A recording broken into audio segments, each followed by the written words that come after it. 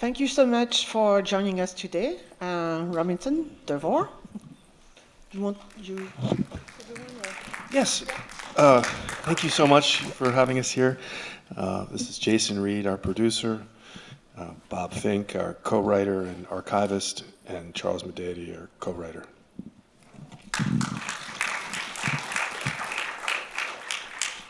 I also wanted to thank you for sending us the film and really trusting us with this wonderful movie. So it was really great to have you here in the festival. Gosh, thanks for leaving it at a very early stage, so thank you. We're just going to gush about each other for like 30 minutes. There's as many entry points to discuss this film, but what I wanted to hear from you was probably what was the original point of view and the idea when you started working on this, and if the result resembled what you were expecting to find, to show. And yeah, let's start with this. I think we saw that there was a great story there involving Sara Jane Moore, no matter what we did. I do remember we had this thought that we would see if we could coordinate bringing her back to San Francisco to shoot the interview, maybe do something creative. And our co-producer, Matt Leventhal, and I spent some time in San Francisco, and it's just funny how the ideas evolve. At first we thought, well, we need to find a hotel room to shoot Sara Jane Moore in, and after a while we were like, God, that just sounds really dull. What can we do a little more creative? And then we started to find the places that she would meet her control agent, where she was taken after the assassination attempt, and it evolved into something maybe more of a way to push having a character speaking on screen instead of just speaking as a talking head.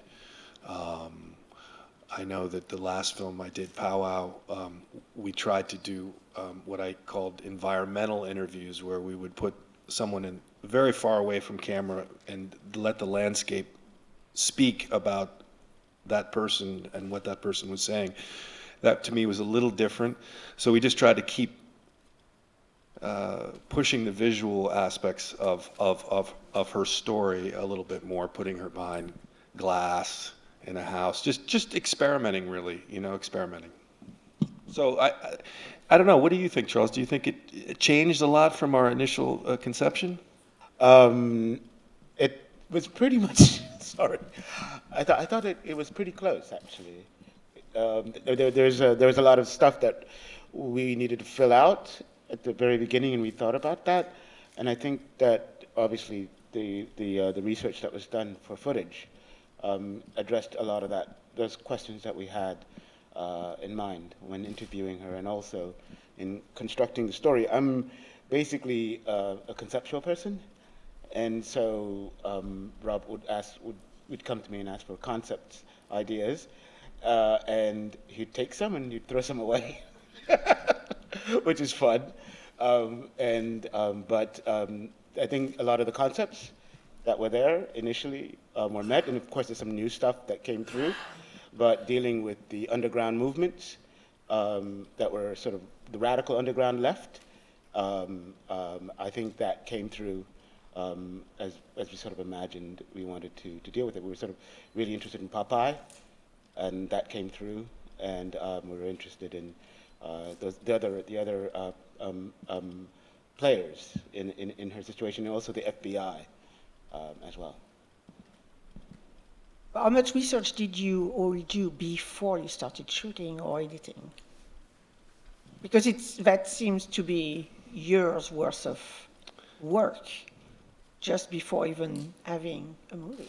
Well, we were lucky. There was a book written about Sara Jane by Jerry Spieler, who helped us get a very good handle on the background of Sara Jane, and there was lots of stuff written about Sara Jane in the press.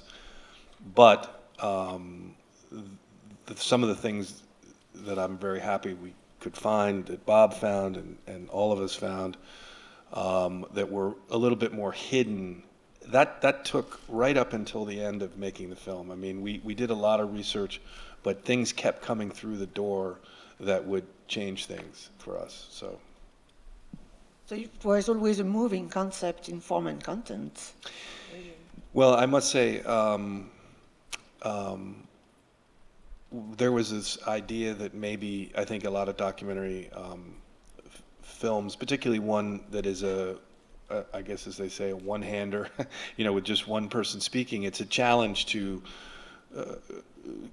create a rhythm and to keep it visual. And so the idea of recreations we were flirting around with that, and again, something that Charles had a good bit of advice. I think, we were thinking about shooting. Bob and I were writing some things in the last 2 years that maybe we might get a little, a little bit of dramatic recreation.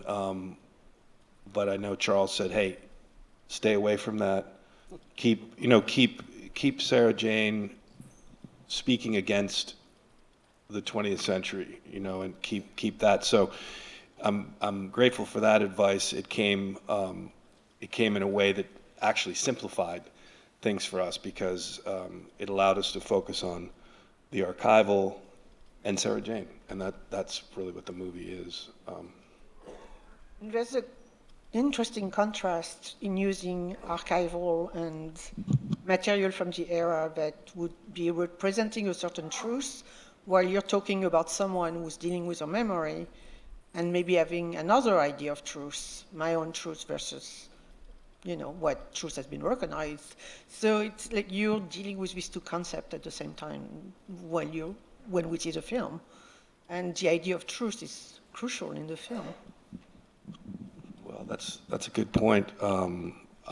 Sara Jane herself, when she was being trained by the FBI, when she was being taught how to write her reports, they always said, our memories degrade.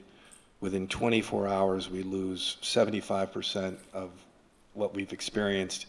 And so you have to factor that in too, that there's a degradation of memory in terms of the truth. In terms also of what you think is the truth you want people to know about you. Yes. And she's fascinating, but you never really know how much you should believe. And it's amazing to have this distance pulling you in and out constantly. Yeah, Bob, remember we were talking, maybe you could talk about how we were kind of willing to let it be along the lines of the way you speak to anybody verbally when you get to know them, right? They'll tell you some stories, you'll be missing some, you won't know what they're talking about. They might be telling it, in a favorable light. Remember we were talking about that? Yeah, and I think that we were also talking about, over the course of time that we worked on this, at least I think both of us we would go back and forth in terms of how much do we believe what she's saying, how much of this is true, how much is she making it up, how much is she skewing it to make herself look good. The amazing thing about doing the archival research was I never really caught her in any major lie. Unlike many politicians. Yeah, it was so amazing because I was sure she was lying about this. Like even knowing, Randy Hirsch, she'd call him Randy. It was like it's so personal, like they're buddies. But then it all, it was there. It was true that she did know him, that she did run into him. And everything else, I just was blown away by the fact that I couldn't catch her in a major lie. I want to see the Errol Morris version of that. Can you also talk about archival footage and the way you're mixing it in the film? Because there's many different material, and it also changes the way you use the material, the formats, and the cinematography, the current footage, the old footage. So it's a very interesting concept. Sure. I think it was just, again, a matter of having fun in the editing suite and doing something that is creating a third meaning. You know, it's not explaining something that you're seeing on the screen, and so it became more and more about putting her personal experiences against images of history, and it was an interesting effect. You don't edit, or you? I do, yeah. You do edit. Yeah, I was. Adam Sekuler? Adam Sekuler was our supervising editor, and always encouraging us, you know, to experiment and just not to be literal with explaining what you're seeing and to go far afield from that. So, you know, I'll probably never have an opportunity again to have such just a fun opportunity to mix things like that. So yeah. There was just a ton of archival footage options also. I mean, things were swapping in and out, as Rob said, till just a couple days ago even. So it's just the amount of archival that we were able to kind of come up with and try. And certain things worked and were in the cut for months, and then they would leave, and then they would come back in a different form. It was a very fluid process throughout the entire editing. And then some things are dependent on what you can get higher quality versions of and things like that. So a lot of decisions had to be made. And, you know, Bob really was the lead archival researcher throughout this process for many years. And Rob and him both found some incredible footage that probably would have been sort of lost to history potentially. So There's a lot of anger and fury with this era and, you know, America in the 70s, 60s, and it seems to be coming back. I mean, I'm not sure it ever really left, but these are very difficult time for everyone. Is that a conscious part also when you're working on this, reflecting on the present and the continuity of the political uprising of that era up to today? Yeah, there seem to be a lot of clear parallels in the right and the left. I know Charles has spoken about that eloquently before, and we talked about that often. And matter of fact, the urgency to really get this film done, you felt that quite a bit because of those parallels, right? Yeah, and also I was fascinated by the point, the inflection, right, in the 1970s. America is going through this enormous amount of transformation, particularly after the collapse. I mean, there's a lot of things in the background of my mind, and there's the end of the Bretton Woods agreement. Nixon pulls U.S. off of gold, and all of these things are going on in the background. So you have a USA transitioning from, I'm sorry to use this, I'm sorry, but I want to say it, transitioning from a Keynesian model to the neoliberal model. Sorry, everybody. I know I always get embarrassed about saying stuff, but that's what's going on. And for me, it's just like, well, what is she doing? She's at the middle of this situation, and so in a way, she's sort of spinning in a period that is in turmoil. So you're looking at she's turning from one point to the next, and you're seeing soon a lot of the people in the film are going to be in a film called, I always thought of Milestone as a documentary, right, that comes in later when all of this, the movement sort of tire out, and then suddenly everybody, you know, puts on suits and goes to work in the Reagan era. And so this is sort of like that moment when all of this is sort of in flux. It's not settled yet, but it's going to be settled. And that was sort of in the background, and so, yeah. And just, you know, early precedents like the John Birch Society being a model for, you know, MAGA, things like that. There were early stages of conservatism and we had a lot more talk about Ronald Reagan than ended up. But Ronald Reagan was there in the background as well, because he's the governor at the time. Sure. All of this is taking place of California. A governor of California would not select anymore, but.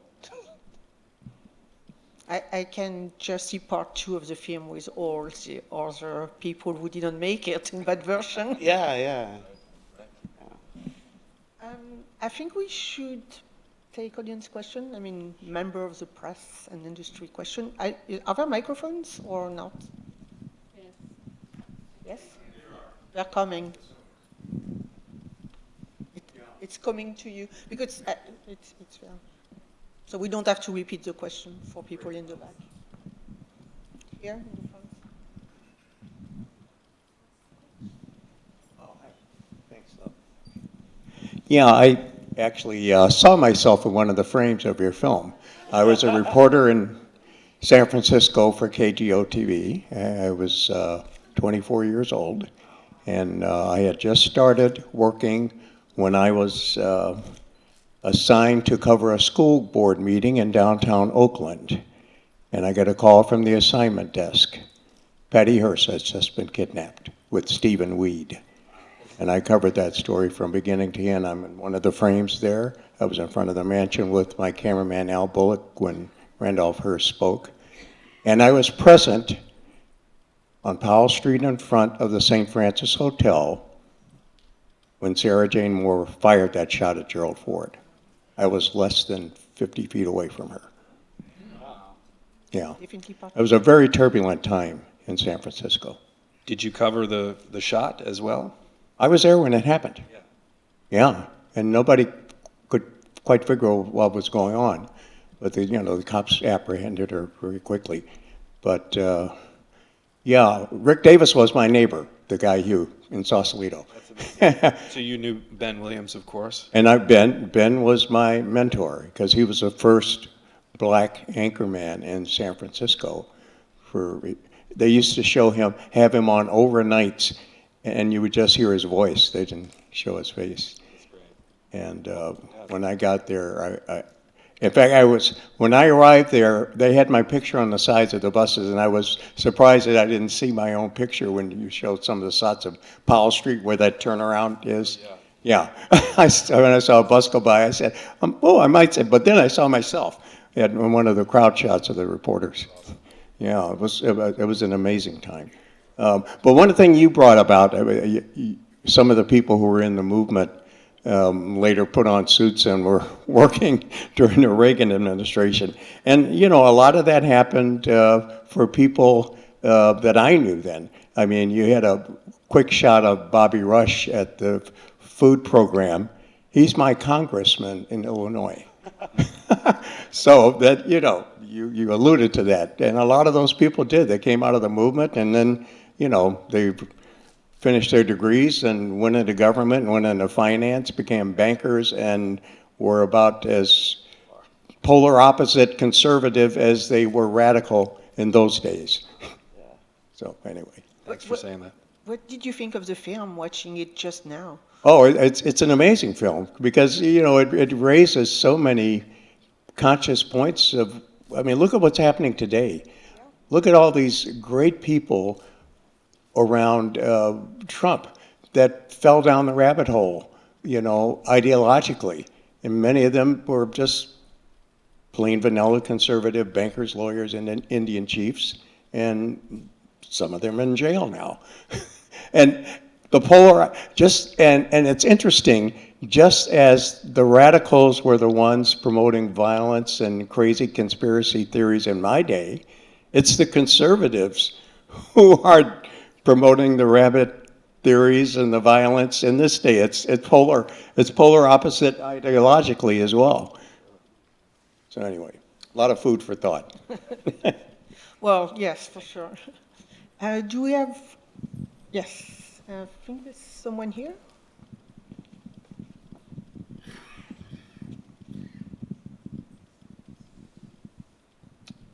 Why the interview in the car at night? You mean why were we talking to her at night, or? And in that venue? Well, it was a continuation of a day shoot, so it just went into the night.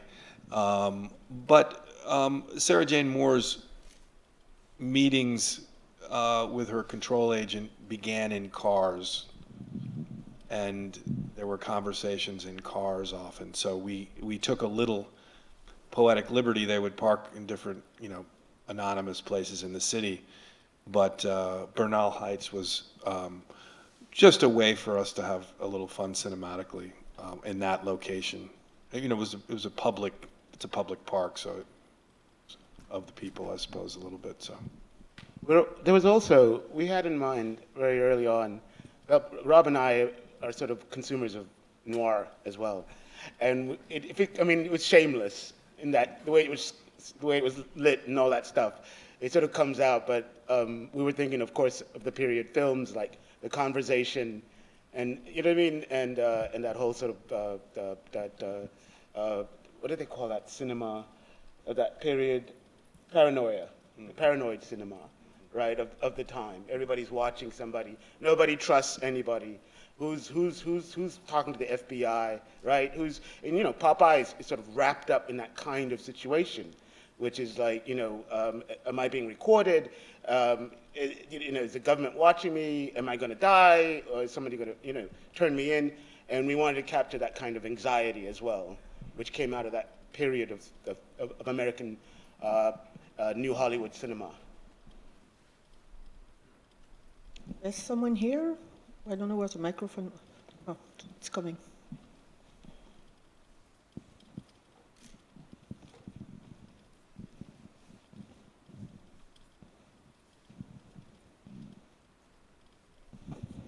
Can you talk about the collection of all the footage? I mean, it's a remarkable range of footage and a lot of things from a lot of divergent places. How was that organized? How did you make a decision as to the shots you chose? And yeah, I was just fascinated by the depth and range of materials that you put together, besides the obvious footage from the shooting and so on and so forth. But the ancillary footage was really interesting choices. do you want to talk about that, Bob? Well, sure. I mean, being an old guy here, I actually lived in San Francisco at the time. So I had an advantage of knowing those environments. And, you know, as we were putting the story together, we wanted to give a good sense of what was happening in that time, at that place, because it was really special.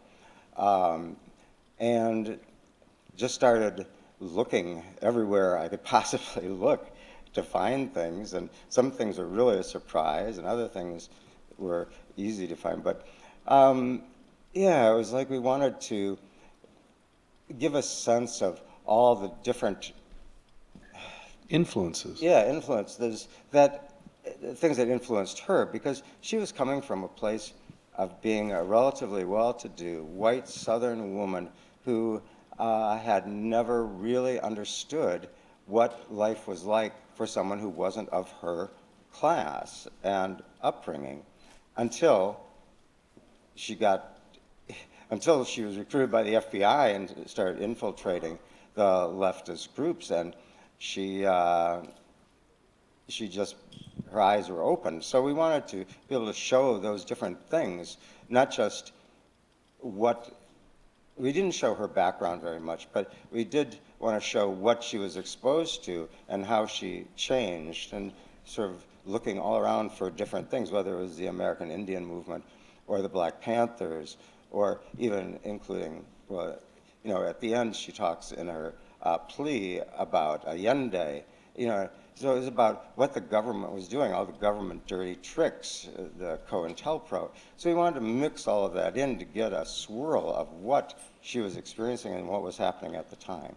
And I would also add, it's, you know, when you're dealing with archival footage, particularly I think of this era, although the mid-'70s had an opportunity, if we concentrated on it, to have a freshness to it, if it was enough and the footage was unique.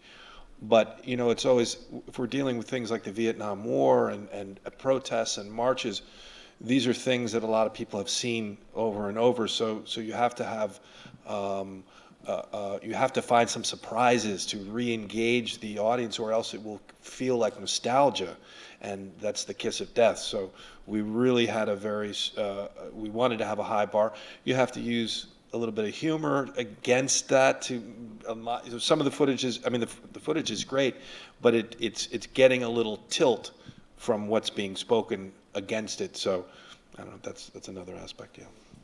I mean, another interesting part about the archival was, I mean, Rob and Bob really for many years just went kind of renegade and got whatever footage they can, and they tried so many different things, but then it kind of comes around to figuring out, you know, okay, well, we have to license certain things, all that stuff, and so it was just such a huge process to go through and find all that footage and track down, okay, well, this is something that somebody uploaded to YouTube randomly. We have no idea where this source came from, and, you know, normally you'd have archival producers like working with you on the show for a year or two, but we brought in our archival producing team just in the last couple months, and they were shocked at the amount of footage that Bob and Rob came up with, and there was a massive effort that went underway to track down all the original filmmakers, all the original sources, and it took months and months of round-the-clock work to get, you know, masters in and get everything licensed and ready for the festival. So it was, but the way it was made was very unconventional, and I think that opened up kind of creative portals that wouldn't have been there if it was made in a more standard way, going to archival houses first, getting the footage, and then figuring it out. So, Yeah, that's a great point, and I would also add that when you're a poor independent filmmaker, you know, YouTube is your best friend, and you're getting everything you can from at the beginning from YouTube, and then you have to drill down. But those were the canvases that we had to work with, because we didn't have money at that time to go film anything. So it became a historical Easter egg hunt for a long time. in some ways, it was out of necessity. I mean, this film was made completely independently, completely outside the realm of any sort of studio or anything. It's just we're all in Seattle, you know, in our little corner of the U.S. there, just making this thing, and so we didn't have that infrastructure. So the only thing they could do is download whatever they could find for free, and then we're like, okay, we'll figure it out later. And then, that happened here the last few months. 2 years, Rob and I sat there in his living room working on this alone with no money. We didn't know how we were going to even, eat.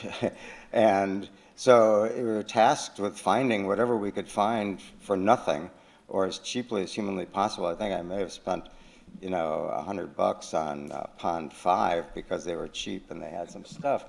But, it was like looking everywhere, the Prellinger archives, the National Archives. I mean, there's all sorts of archives you can search and find, but then there's a lot of stuff and it's hard to find it. It's not organized. I couldn't just say, this is what I want, and they'd pop up. So you got to just search and search and search. But yeah, I mean, I don't think we didn't know where we were entirely going to end up, and that we'd have enough money to go license all this. And we had an understanding that ultimately, if the film would show here or anywhere such as here, we would have to license it, but then we'd also have to get some more money to do that. But we made the film without that, and then luckily, thank you, Jason, we were able to purchase the rights and get the masters and make it look a lot better than it did when I found all this footage. And just shout out to our archival producers, Brian Becker, Wyatt Fisk, and Britton Dunham. They did a fantastic job of pulling things together on a pretty much impossible schedule. Like it's not, I can't tell you how many times they told me, Jason, this is not the way this is supposed to be done. And I'm like, I know this is not the way it's supposed to be done, but they really came through. And also shout out to Dee Dee Wigley, our generous executive producer, who helped make it all possible. So. And our lawyer, who helped figure out what we absolutely had to Absolutely. The lawyers. get by yes. with. Exactly. Dan Maeda. Well, I'm sorry we gave you a strict deadline for the festival. I see how difficult it was. But I also wanted to say the archival footage is really remarkable. We get sent a lot of films, obviously, and there's a lot of repetition in what we get, shared with. And this it really popped out in terms of images we've never seen. And so, thank you. Very early on, this is when I've worked with Rob before. There's always like a law that I like to abide by, and one actually came from Borges, and it was like never avoid local color as much as possible. And he was talking about if you make a film in in like Buenos Aires, then you're going to have like, the tango dancing or something like that, right? And if you make a film like this, then you're going to use like rock, classic rock, right? What's that sound? Everybody, that kind of stuff, right? And you have to sort of totally avoid that because it's you know what I mean? You're going to, I totally know. yeah, right. So you almost have to, you have to research No against. accordion for me, thank you. Yeah, and so avoid local color. And we've done that. We did that with a number of projects. I was saying, yeah, no, that looks too local. That's right. Hippies dancing or something. Okay, one more, and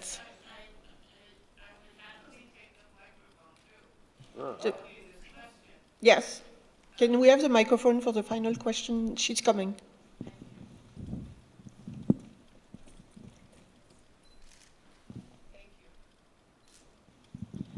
I'd really like you to talk about your working with her and how you created this relationship and what, if any, control she exerted on you over the film, if any.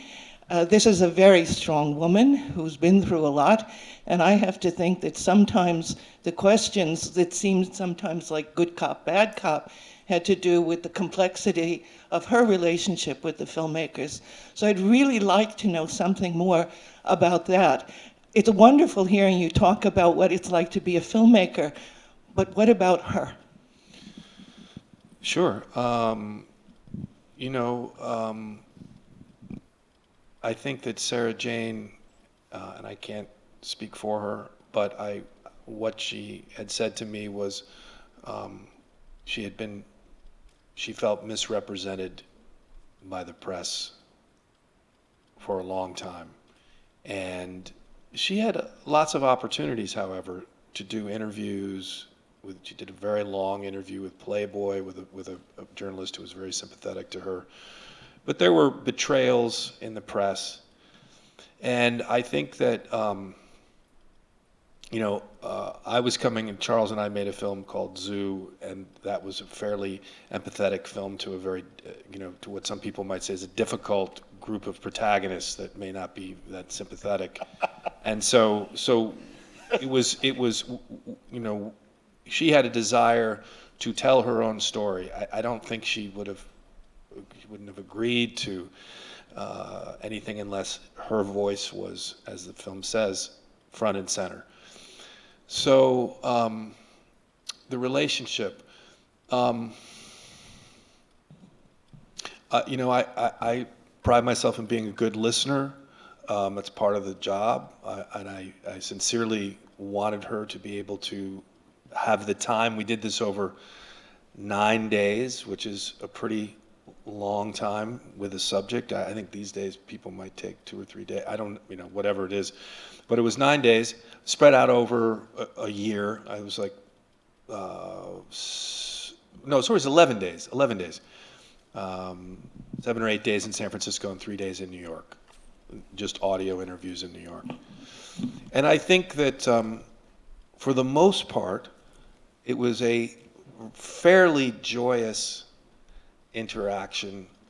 She's a great storyteller, a once-in-a-lifetime, storyteller, and was extremely happy to do what we were asking her to, sit in a car and stand behind glass and speak through glass. And she was, maybe she had that acting background. She was very good on camera.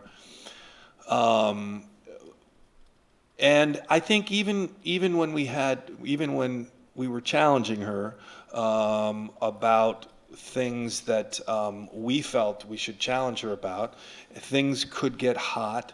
I was definitely yelled at sometimes, but it would come back around. I think that we both knew we had our own roles. She could say whatever she wanted, and we weren't going to have somebody coming in saying this woman is, absurd. She's a pathological liar. We weren't going to do that. What did you think of working with her on the set? My God, I was kind of freaked out that she trusted me. She trusted me. I felt she trusted me more than you, which I thought it should have been the other way around. And I thought her instincts might be not very strong in that respect. But she did. She answered tough questions. And at times we'd have to go back and say, well, she didn't really answer that question, and we'll have to bring it up again and figure out how to open that door. And then she'd get a little hot, and sometimes she'd get very emotional at certain times. I mean, we'd have to take her back to situations that were still very private to her, and ask her to, to bring it to the surface. And when she did, I was impressed. She'd just sit there for a while, and then it would just eventually come out. And so I can't imagine, except for one or two things which we couldn't get to with her, but I think she pretty much stated as much as I think Rob or the film could ask for. No, she has not seen it yet. We let her know that the film was in the New York Film Festival, and we're ready to set up a screening for her. She's in Tennessee. We just saw her on the news after the Trump assassination, and she has not gotten back to us. So she was in a hospital, a room on television doing an interview. So we have not connected yet. But we've been connecting this year. We said we're almost there. She wanted to see the film, ready to show it to her, but not yet. But I would also say one thing about Sara Jane Moore that's interesting. Sara Jane Moore was doing publicity and running things it was a connector between many of the activists in the People in Need movement and the press. And Sara Jane Moore also worked for politicians, volunteered for right-wing politicians and left-wing people in San Francisco, and I feel is an expert. I feel she's picked up all the tricks about. Did you ask? I'm going to give you the answer to the question that you asked. And if your question is not exactly on point, if it's 5 degrees to the left, that's not lying, that's answering the question. And she's also very good at, turning things around. I found that she was very good at turning them around and setting very strong parameters for us. That is not relevant. My personal life is not relevant to this story. And I must say that this happens in all the projects I've been involved. You have this initial, somewhat prurient interest in some details of somebody's life, and we were interested in her marriages and her other children and these things, and we spent long times putting them into the movie, and she would always say, it's not relevant to this story that you're working on about my working for the FBI, my conversion, my being 2-3 different people, being able to embody 2 or 3 different things. And gosh, she was right. She was right. We spun our wheels with her background and everything that she didn't want to talk about, and she was right. So there's that too. I also asked her, and I'm sad this didn't get in, I asked her if she believed in God. And she doesn't. I thought you were not going to tell us. Unfortunately, that's all we have time for right now. You're premiering the film to the public tomorrow, so I believe you all will be back, everyone? Yes. We will be back. With more questions. Thank you so much for coming. Thank you for coming. Thank you. Thank you, everyone.